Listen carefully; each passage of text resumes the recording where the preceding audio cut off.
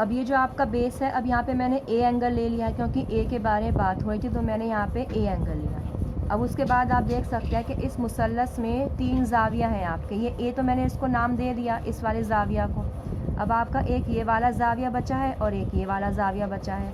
अब फिर क्वेश्चन पढ़ते हैं। क्वेश्चन में देखिए, मुझे कहीं भी या आपको कहीं भी इस ए के अलावा कोई और वेरिएबल, कोई और ज़ाविया का जिक्र होता नज़र नहीं आ रहा है।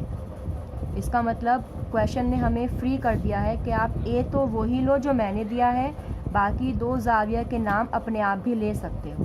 तो मैंने अपना आप ले लिया, यहाँ पे मैंने बी ले लिया, इसको मैंने सी ले लिया। ठीक है, आप चाहे इसको सी ले लो, इसको बी ले लो, आपकी मर्ज़ी।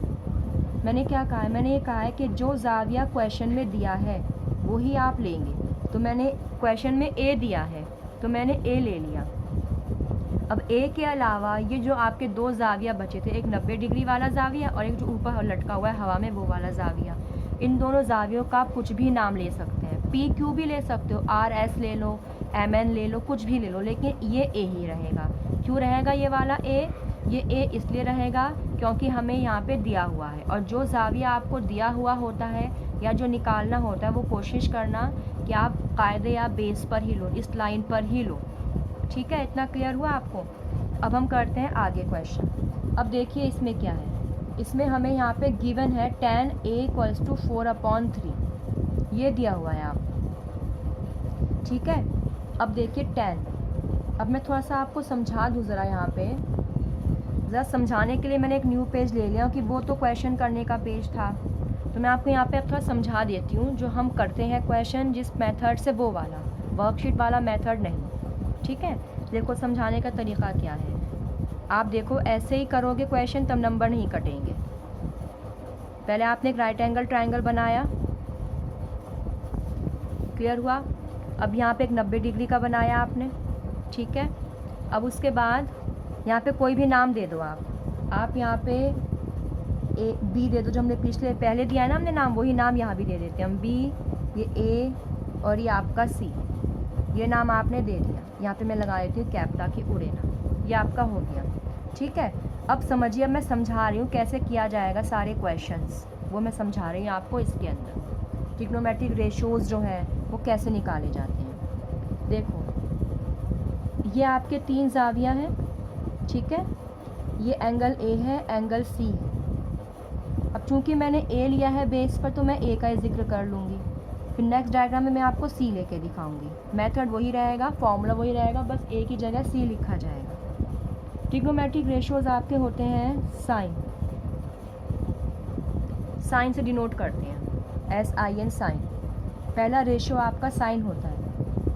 एंगल निकालने का रेशियो आप बोल सकते हैं, एंगल निकालने का तरीका बोल सकते हैं आप शॉर्टकट में या सिंपल मेथड में। ट्रिग्नोमेट्रिक रेशियोज बोलते हैं इनको, ट्रिग्नोमेट्रिक निस्बत, ट्रिग्नोमेट्रिक ज़ाविया, ऐसे बोल सकते हैं। उर्दू में देखना, आप अपनी उर्दू की बुक खोलकर उसमें ये सब यही लिखा हुआ है। तो साइन। अब यहाँ पे दूसरा आता है कॉस, फिर आता है टेन। ये 3 नाम आपको याद करने हैं, sine, cos, tan, sine, cos, tan. ठीक है, साइन, कॉस, टेन। पढ़ो मेरे साथ, साइन, कॉस, टेन। एक बार और पढ़ो, साइन, कॉस, टेन। ठीक है, इतना क्लियर हुआ? ये 3 मैंने रेशियो यहाँ लिख दिए। अब देखो साइन, साइन जो है साइन कॉस टेन, उसका याद करने का तरीका हमने तो ऐसे याद किया था, हम यही ऐसे करवाते हैं। सोना, चांदी, तोलो, सोना, चांदी, तोलो। तो सोने का S ले लिया, यानी आपको चल गया पता कि पहले मुझे साइन लिखना है। चांदी का C ले लिया, आपको चल गया पता कि इसके बाद मुझे C लिखना है। और तोलो का आपने T ले लिया, अब आपको चल गया पता कि आपको 10 लिखना है। ठीक है, क्योंकि कंफ्यूज हो जाते हैं, 10 पहले लिख देते हैं, साइन बाद में, उससे फिर पूरा फॉर्मूला आपका गलत हो जाएगा। समझ में आई बात? तो आपको कैसे याद रखना है, सोना, चांदी, तोलो। यानी सोना मतलब साइन, चांदी मतलब कॉस और तोलो मतलब 10। आपको साइन पहले लिखना है, कॉस बाद में लिखना है और 10 उसके बाद में लिखना है। इतना क्लियर हुआ? अब आपके पास आता है, अब दूसरा आपके पास आता है P, यानी कि पंडित। पंडित भद्री, पंडित भद्री प्रसाद, पंडित भद्री प्रसाद हर हर बोलो। पंडित भद्री प्रसाद हर हर बोले। पंडित, पंडित का P, भद्री का B, इसका P, प्रसाद का P, हर का H, हर का H, B का बोलो का B। पंडित भद्री प्रसाद हर हर बोले। अब यहाँ पे लगा देंगे आप लाइन, इसके नीचे लाइन, इसके नीचे लाइन, इसके नीचे लाइन, ये ऐसे अलग अलग कर दो। अब देखो, सपोज कर लो मुझे क्वेश्चन आया कि फाइंड साइन ए, साइन ए निकालिए। क्या क्वेश्चन आया मुझे? फाइंड साइन ए, ठीक है। अब देखो मैंने आपको क्या बताया कि एंगल से कोई इतना फ़र्क नहीं पड़ता है। एंगल ए पूछे या फिर सी पूछे, कुछ भी पूछे, एंगल से फ़र्क नहीं पड़ता। आप ए की जगह सी रख देना, फॉर्मूला वही रहेगा, साइन का साइन ही रहेगा, ठीक है। और साइन का फॉर्मूला ये है मेरा, ठीक है। अब देखते हैं, देखो कैसे करते हैं। फाइंड साइन ए, तो साइन पे आओ, साइन ये रहा मेरा साइन। साइन में क्या लिखना है? P/H। जो मेरे पास साइन का फॉर्मूला है, ये मेरे पास एक ट्रायंगल है, ये मैंने B ले लिया, ये मैंने A ले लिया और ये मैंने C ले लिया। जब मुझे निकालना होगा साइन A, तो साइन A का फॉर्मूला है P/H। P/H, P मतलब परपेंडिकुलर, मतलब BC, और H मतलब हाइपोटेन्यूज, मतलब AC। तो जब कभी साइन A पूछेंगे तो आपको BC/AC की लिखना है।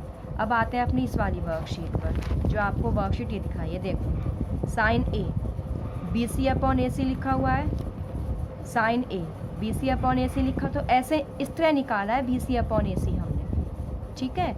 यहाँ पे आपको डायरेक्ट बता दिया BC/AC, तो ये सब आपके डायरेक्ट फॉर्मूलाज लिखे हैं, लेकिन निकले कैसे हैं? वो इस तरह निकले हैं, ठीक है। अब देखो, अब मैं आपसे, अब फिर मेरा नेक्स्ट क्वेश्चन अगर बनता है यहाँ पे फाइंड कॉस सी क्वेश्चन बनता है मेरा नेक्स्ट, तो मैं फिर डायग्राम बनाऊंगी अपना राइट एंगल ट्रायंगल। सी मैं यहाँ पे ले लूँगी इस बार, ए मैंने यहाँ ले लिया और बी मैंने यहाँ ले लिया, कॉस सी। अब फिर मैं यहाँ पे कॉस सी लिख दूँगी, कॉस सी। अब कॉस सी वाला फॉर्मूला है, एंगल तो कुछ भी लिखो, B/H, B/H। B मतलब बेस, बेस मतलब कायदा, तो BC, ठीक है। और H मतलब हाइपोटेन्यूज, तो AC, तो BC/AC आपका आंसर आ गया। क्लियर हुआ? तो कैसे करेंगे? सोना चांदी तोलो, पंडित भद्री प्रसाद हर हर बोले।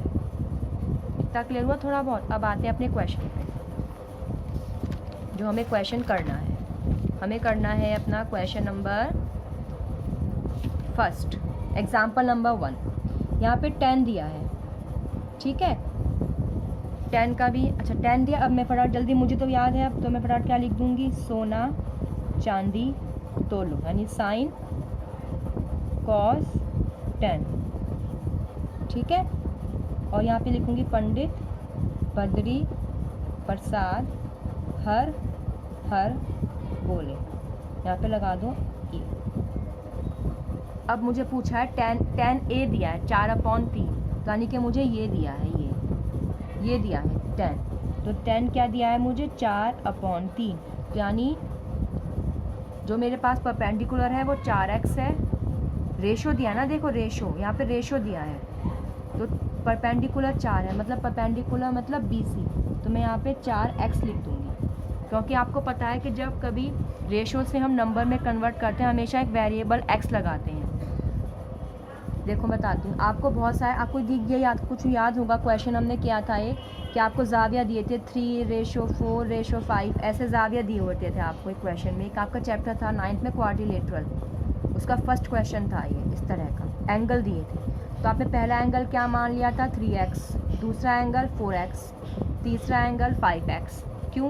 क्योंकि जब रेशो में होते हैं तो ऐसे नंबर्स होते हैं कि जब आप उन रेशो को नंबर में कन्वर्ट करते हो तो हमेशा x कोई भी वेरिएबल साथ में लग जाता है।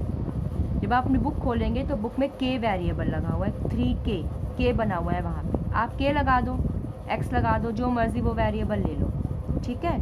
तो p मतलब परपेंडिकुलर, तो आपको 4 दिया है रेशो, तो आप वेरिएबल जो हटा के px लग दोगे, वेरिएबल p 4x। फिर b आपको यहाँ पे 3 है, तो b मतलब बेस, तो बेस की जगह आप क्या लिख दोगे 3x। ठीक है, इतना क्लियर हुआ? क्या क्लियर हुआ? इस वीडियो को आप बहुत बार देखना, स्टार्टिंग है चैप्टर की, कन्फ्यूज़न तो होगी ऑब्वियस है, लेकिन जब बार बार देखेंगे, जब क्वेश्चंस को बार बार करेंगे तो इंशाल्लाह कन्फ्यूज़न भी आपकी दूर हो जाएगी। तो यहाँ पे हमने पहले देखा कि हमें यहाँ पे 10 दिया है, तो हमने एकदम सोना चांदी तोलो, पंडित बद्री प्रसाद हर हर बोले, ऐसे एकदम लिख दिया सारा फॉर्मूला अपना। और जो हमें दिया है हमने उसका सर्कल कर दिया ताकि हमें चल जाए पता कि हमें ये वाला यूज़ करना है। और फिर हमने ये वाला रेशो ऐसे इस रेशो के p/b के बराबर रख दिया, क्योंकि परपेंडिकुलर 4 है, नहीं 4x है और बेस 3x है। अब पाइथागोरस थ्योरम से मैं ये AC निकाल लूँगी। तो पाइथागोरस थ्योरम क्या कहती है? पाइथागोरस थ्योरम आपको पता है, Pythagoras theorem right angle triangle में ही लगती है और ये कहती है हाइपोटेन्यूज का स्क्वायर बराबर होता है परपेंडिकुलर के स्क्वायर के और प्लस बेस के स्क्वायर के। यह आपकी पाइथागोरस थ्योरम कहती है। इसको हमेशा बॉक्स में करना, जो भी आपका फॉर्मूला होगा उसको हमेशा बॉक्स में करना। तो हाइपोटेन्यूज कितना है आपका AC, यानी AC का स्क्वायर। देखो मैंने यहाँ पे H का ब्रैकेट नहीं लगाया और यहाँ मैंने AC पे ब्रैकेट लगाया, क्यों उसकी वजह भी समझ लो। हालांकि कुछ बहुत आसान है पर फिर भी पता होनी चाहिए। यहाँ पे एक ही वेरिएबल था, एक ही अल्फ़ाबेट था, तो ब्रैकेट की ज़रूरत नहीं थी, ये स्क्वायर ऑब्वियस है इसी के साथ होगा। लेकिन यहाँ पे AC 2 अल्फ़ाबेट हैं, तो ज़रूरत है दिखाने के लिए कि AC पूरा एक है मेरे पास AC, और ये पूरे के स्क्वायर के ऊपर है, ठीक है, पूरे ब्रैकेट के ऊपर स्क्वायर है। अगर मैं सपोज़ कर लो उसको ऐसे लिख देती AC स्क्वायर, तो ये C के ऊपर स्क्वायर बन जाता, A के ऊपर ना बनता, ठीक है। तो इसलिए मैंने यहाँ पे ये लिखा। परपेंडिकुलर है मेरा BC स्क्वायर और बेस है मेरा AB। यहाँ जगह कम पड़ जाएगी मुझे ऐसा लग रहा है, क्योंकि मैंने आपको समझाने के लिए ये लिख दिया ना, इसीलिए, ठीक है। AC मुझे निकालनी है क्योंकि मुझे दी हुई नहीं है। BC 4x है और AB है आपकी 3x। तो जब मैं 4 का स्क्वायर करूँगी तो 4 चौक 16 और x का भी स्क्वायर होगा x स्क्वायर, फिर 3 का स्क्वायर 3 तिया 9 और फिर x का भी स्क्वायर होगा, ठीक है। स्क्वायर का मतलब होता है एक, अगर 4x का स्क्वायर है तो इसका मतलब 4 भी 2 बार मल्टीप्लाई और x भी 2 बार मल्टीप्लाई। और आपको बताया था मैंने मल्टीप्लाई पावर्स ऐड हो जाती है, 1 + 1 2 हो जाएगी इसकी पावर। सॉरी पावर तो ऐड करनी नहीं है, मैं तो यहाँ पे मल्टीप्लाई करना, 4 चौक 16 बनना है। अब देखिए x स्क्वायर दोनों यकसा हैं, वेरिएबल दोनों के सेम हैं। यकसा क्या होते हैं बताए थे मैंने, यकसा वो होती हैं जिनके वेरिएबल सेम होते हैं, भले ही उनके आगे कोई भी नंबर लगाओ, लेकिन ये भी x स्क्वायर, ये भी x square, 16 + 9 25x square, 25x square, ये AC होल स्क्वायर चल रहा है इसका। और मैंने आपको ये भी बताया था कि जब आपको यहाँ से स्क्वायर हटाना हो तो इक्वल के इधर जाके रूट लग जाता है। तो AC ये सब मैं आपको बता चुकी हूँ अपनी पिछली वर्कशीट्स में। अगर आपने मेरी वर्कशीट देखी होंगी ध्यान से और करी होंगी समझ के, तो आपको ये सब बातें पता होनी चाहिए। तो ये स्क्वायर हट के इधर रूट लग गया। अब रूट का मतलब क्या होता है कि इन्हें खोलो, 25 को मैं खोलूँगी 5 × 5 = 25 और x को मैं खोलूँगी x × x, ये 5 के जोड़े बन गए और यहाँ x का जोड़ा बन गया। जोड़े में से एक 5 इस रूट के बाहर ले लो और इस जोड़े में से एक x इस रूट के बाहर ले लो। अब रूट में कुछ नहीं बचा, रूट नहीं लगाऊंगी, तो मैं AC मेरे पास कितनी आ गई, AC की मेरे पास वैल्यू आ गई 5x। मेरे पास वैल्यू कितनी आ गई AC की, 5x वैल्यू आ गई है मेरी AC की, जो मेरी हाइपोटेन्यूज थी, ठीक है। अब आपके पास यहाँ पे AC की वैल्यू कितनी आ गई है 5x, और यहाँ पे AB की वैल्यू कितनी है 3x, और BC की वैल्यू कितनी है 4x। दो की वैल्यू आपके पास थी और आपने इसकी वैल्यू अपनी निकाल ली है आपने, ठीक है।